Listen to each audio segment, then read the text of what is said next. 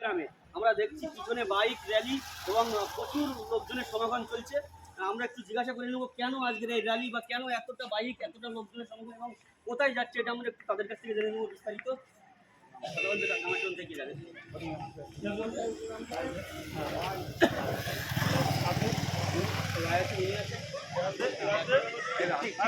সবাই কথা ঠিক আছে বাবু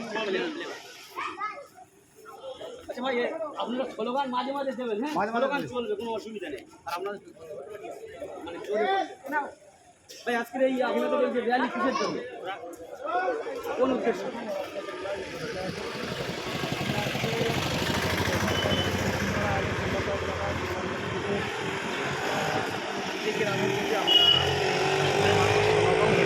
একটাই উদ্দেশ্য যে বর্তমান পরিস্থিতির ভিতর দিয়ে দেখতে পাওয়া যাচ্ছে যে আমাদের যে মহামান্য মুজাহিদে মিল্লাত মুফতি আব্দুল মাতিন সাহেব হুজুরের প্রচেষ্টায় অক্লান্ত পরিশ্রমের ভিতর দিয়ে আজকে দেখতে পাচ্ছি যে সারা বাংলা জুড়ে একটা যেন শিক্ষার আলো বইছে, এই জিনিসটা আমরা দেখতে পাচ্ছি।